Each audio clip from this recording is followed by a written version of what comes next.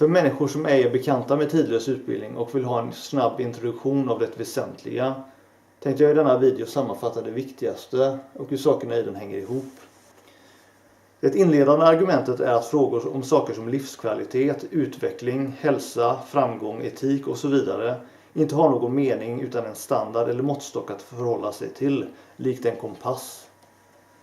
Och ofta pratar människor om dessa saker och slänger ur sig fraser som självförverkligande, agera moraliskt, ta ansvar och nå framgång i livet utan att först definiera vad detta innebär. Vad är parametrarna för självförverkligande, moral, ansvarstagande, framgång och så vidare? Och är de objektiva? Vem bedömer? Och vem vet vad som verkligen är moral, ansvarstagande, framgång och så vidare? Vi har sett hur destruktivt och omoraliskt så kallade moraliska religioner har agerat. Vi har sett hur destruktivt och oansvarigt hårt arbetande ledare och politiker har agerat.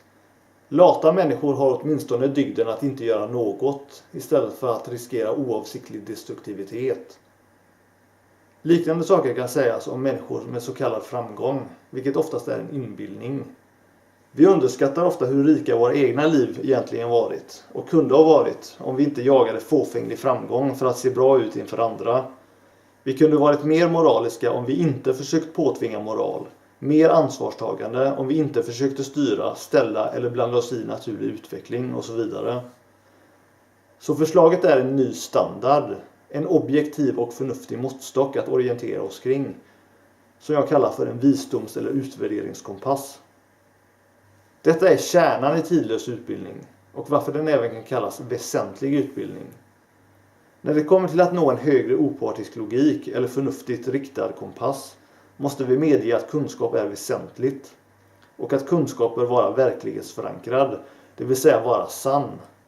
Så hur når vi vetskap eller kunskap, fakta, sanning om något överhuvudtaget? Först måste vi söka något som går att veta. Nå ett gemensamt grundantagande alla kan ställa sig bakom. Vad kan vi alla veta med säkerhet? Bara det som återupprepar sig är möjligt för alla att veta med säkerhet. Utan upprepning i fenomen kan ingen objektiv eller användbar kunskap etableras. All exakt kunskap, alla mått, är bara möjliga genom observering av upprepande ting och processer. Detta gäller även vad folk kallar enstaka händelser. För att ha kunskap om enstaka händelser, till exempel att en bilolycka har skett på en väg efter att ha krockat med en älg, måste du först ha kunskap om både bilar, älgar och vägar. Allt detta kräver i sin tur upprepning, det vill säga erfarenhet. Hade du aldrig tidigare bevittnat något av detta och sett denna kombination av fenomen för första gången, skulle du inte ha någon aning om vad det är. Vi bör först acceptera rörelse, det vill säga förändring, tid, som grund för kunskap. Därefter matematiska enheter, tal. Förutom det här vet vi bara att den värld som vi lever i existerar och att vårt medvetande i oss själva existerar. Detta är fakta, verklighet, även om det inte går att bevisa eller motbevisa. Allt annat är värdelöst som grund. Allt annat är bara okända kvantiteter och fenomen, såsom natur, materia, liv, död, energi, ljus, mörker och så vidare. Inget av dessa kvantiteter eller fenomen fungerar som utgångspunkt. Vi har därmed börjat formulera en utgångspunkt för väsentliga filosofiska principer. Principer som kan kallas tidlösa och bestående, permanenta, eviga. Med andra ord börjar kunskap med upplevelse och filosofi, inte med vetenskap eller information. För även om du läser en faktabok eller någons statistiska undersökning kan du fortfarande inte veta om informationen du läser är sann eller kompetent utförd. Nästa steg är att söka orsaken bakom fenomen och bakom vårt medvetande som upplever. Så vi reducerar fenomen tills deras grundelement inte längre går att reducera för att se hur de är uppbyggda. Vi observerar världen som primärt rörelse och att den grundläggande rörelsen som upprepar sig är cirkulär i form av till exempel dygn och årstider. Ingenting är därmed permanent, förutom själva rörelsen. Detta kan kallas för en konfigurering världen är grundad på. En yttersta verklighet. Allt annat sätts ihop och bryts ned. Men rörelse, tid, består. Men hur fungerar rörelse? Vad är dess orsaksmekanism? För att rörelse ska kunna fungera krävs en växelverkan, en polaritet. Två anslutna ting som samtidigt stöter bort varandra. Ett enda ting kan inte producera rörelse eller fenomen. Inte heller två ting om inte dessa utgör två motsatser med jämförbar styrka eller permanens. Vi når därmed slutsatsen att existens är beroende av minst 3 aspekter för att kunna producera mer fenomen och forma en värld som den vi existerar i. Därmed kan vi formulera denna grundläggande och permanenta orsak bakom fenomen i följande matematiska symboler. Kraft, motkraft och anslutenhet, växlande eller medlande kraft, jämvikt och avbruten jämvikt. Det här är det närmaste vi kommer en konfigurering eller tidlös orsak bakom verklighetens rörelse, fenomen och effekter, eftersom fenomen inte går att reducera eller dela upp i mindre beståndsdelar. I brist på en bättre symbol kan vi även använda denna triad som symbol för vårt medvetandes grundelement eller grundprinciper. Denna tidlösa orsak som reglerar sakers väsen blir därmed grunden för vår kunskap och är följaktligen mest värdig som vägledare. Riktig opartisk kunskap kräver upptäckten av kategorierna till verklighetens konfigurering, det vill säga de tidlösa naturlagarna, och fördjupning i uppskattningen av deras betydelse. Dessa principer förmedlar vad vi bör finna i vår upplevelse och erfarenhet. De är främst en formel för att behålla i vårt minne de upplevelseelement som är tidlösa. De är aldrig önsketänkande. Så vilka slutsatser kan vi dra och hur kan vi tillämpa denna grundläggande kunskap i fråga om livskvalitet, utveckling, hälsa, framgång, etik, ansvarstagande och så vidare? Det är uppenbart att cirkulär rörelse eller en permanent bakgrund, orsak, inte kan ha någon riktning eller förbättring. Det är också uppenbart att försöka göra något annat permanent är att utmana eller kämpa emot denna grundläggande konfigurering, vilket bara kan leda till frustration och besvikelse. Det blir därmed också uppenbart att inget kan ha något slutgiltigt mål eller höjdpunktsyfte i en permanent eller upprepande cyklisk evighet. Faktum är att det inte kan finnas något höjdpunktsyfte även om existensen skulle vara temporär. Om slutmål och höjdpunktsyften inte kan existera, då kan de inte vara rätt riktning att söka svaren i.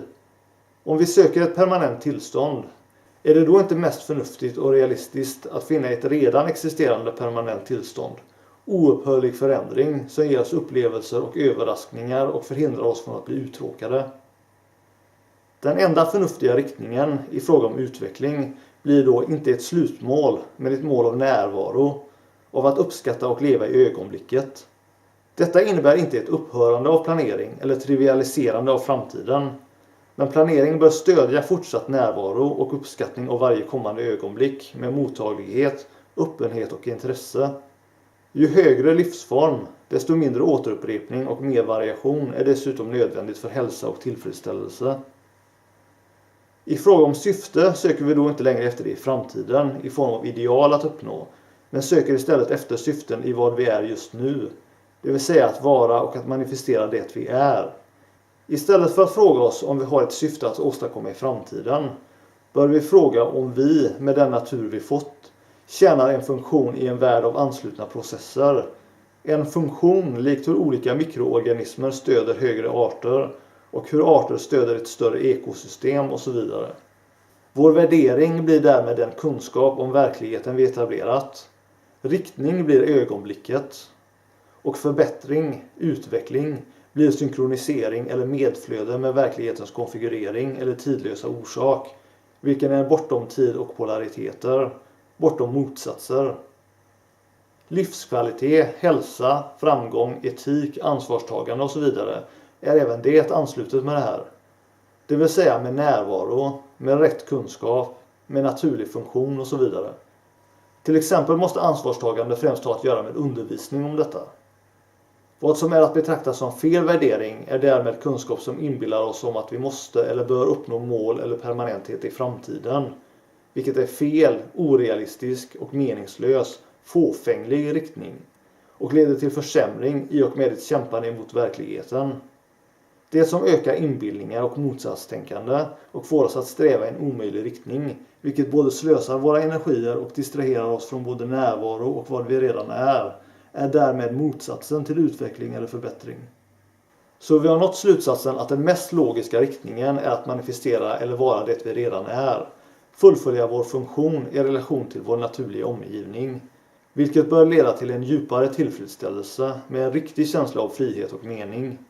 Fel riktning är fokus på att bli det vi inte är genom att sätta upp mål i framtiden, vilket riskerar att rubba funktionen i det vi är och samtidigt motarbeta tillfredsställelse och känsla av frihet eller mening genom att invalidera våra naturliga energier och försöka ersätta, kontrollera eller förändra dem med påhittade idéer, fantasier eller mål bortom nuet, vilka inte är rätt näring. Detta leder i sin tur till slutsatsen att vi behöver veta och lära känna vad vi är som främsta mål, vad vi verkligen vill och behöver och så vidare. Och det är här vikten av självkännedom kommer in i bilden. För att ens kunna röra oss eller välja rätt riktning för hälsa, utveckling, livskvalitet och så vidare måste vi finna ett sätt att hantera den inre och yttre verklighet vi som människor befinner oss i. Vi kan därmed dela in tidlös utbildning i följande koncept för att få den övergripande överblicken. Kulturen måste först förse oss med rätt kunskap innan något annat är möjligt. Och det är till exempel syftet med tidlös utbildning och dessa videor. Så det börjar där. Förståelse måste bli en del av vår natur istället för okunnighet, lögner och inbildningar. Det är första steget. Utveckling börjar därmed paradoxalt nog inte från vår egen natur, vilken är för partisk och okunnig, men från externa faktorer för att sedan nå våra inre, äkta faktorer. Formen AÖXÖ är vad som representerar grundbygget för säker kunskap eller sanningen.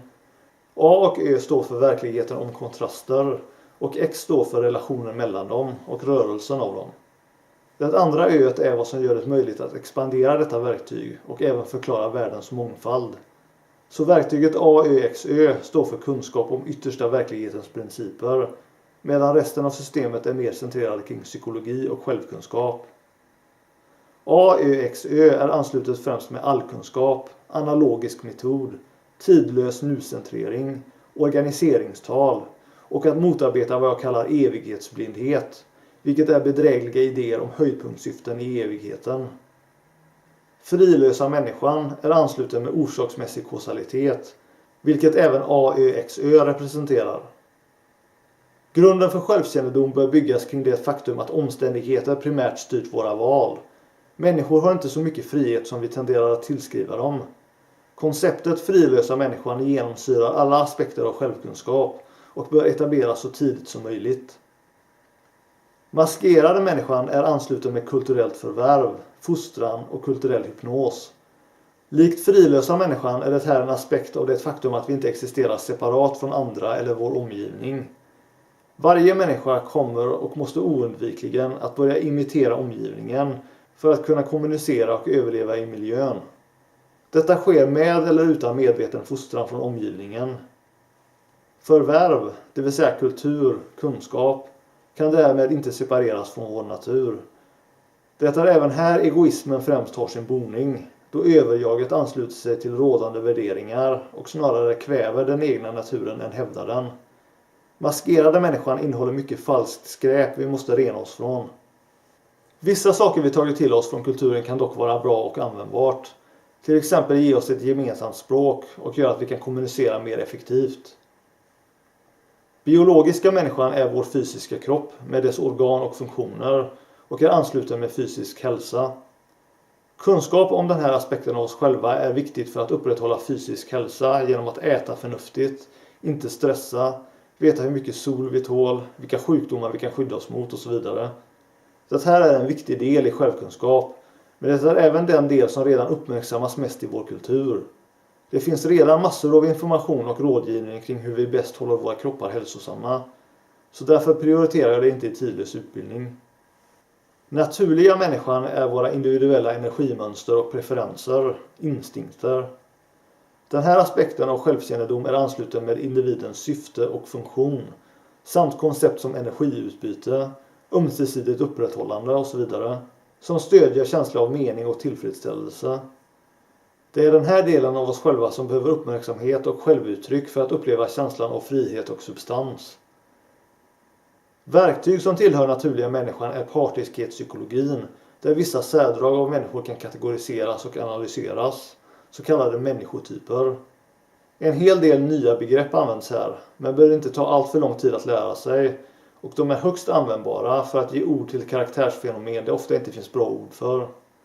Även politiska idéer om till exempel triarki är anslutna med naturliga människan och dess behov. En annan sak som är anslutet med naturliga människan är evigt metamorfosmönster, det vill säga evolution. Det går inte att prata om naturliga människan utan att även prata om evolution. Och en förnuftig evolutionsteori måste vara kompatibel med typer, vilket den nuvarande evolutionsteorin knappt är. Det är till exempel viktigt att förstå att särskilda kvaliteter inte kan ärvas hos människor som hos djur. Jag vill därför erbjuda en alternativ eller uppdaterad evolutionsteori. Kritik av vår nuvarande vetenskap, såsom den rådande evolutionsteorin, är kanske inte nödvändig för att upprätthålla våra hittills etablerade parametrar för utvärdering av livskvalitet, hälsa, ansvarstagande och utveckling.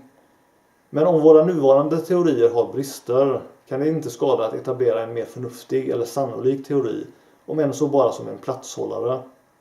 Förståelse och sanning är trots allt vår högsta värdering i dessa parametrar.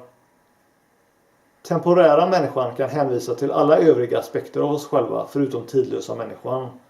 Det vill säga de tidigare aspekter jag redan pratat om. Men primärt hänvisar det till våra temporära attityder och förhållningssätt till världen. Detta indikerar ofta hur utvecklade vi är och var vi befinner oss i relation till tidlösa människan. Tidlösa människan är det innersta och mest permanenta vi är. Detta är vår riktiga och slutliga identitet som upplevs som en observerande självuppmärksamhet eller ren medvetenhet som är svår att beskriva eller definiera genom symboler och språk. Ofta är vi inte ens medvetna om denna inre aspekt av oss själva, för vi identifierar med någon av de tidigare nämnda aspekterna och hittar på idéer om vad vi är eller vill vara. Många människor har dock i alla tider blivit påminda om detta djupare eller högre jag genom till exempel andlighet eller religioner. Och man kan säga att konceptet utgör grunden för all religion, där vissa religioner med tiden avvikit från denna grund. Det har även varit ett inslag i filosofi. Idag dyker konceptet dessutom ibland upp i psykterapeutiska sammanhang, även om det kanske inte är så vanligt.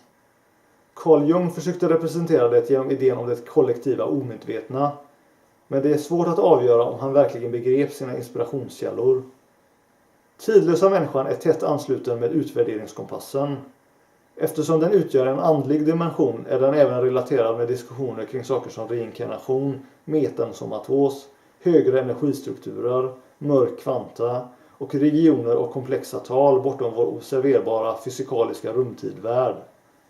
Hur viktiga dessa inslag är för tidlös utbildning kan diskuteras, men varje förnuftig utbildning måste förhålla sig på ett eller annat sätt till religion och andlighet. Särskilt eftersom medvetandet fortfarande är svårbegripligt. Vad som gör tidlösa människan viktig är att det är den enda aspekten av självkännedom som kan hantera omständigheter som är bortom vår kontroll genom en attitydsförändring.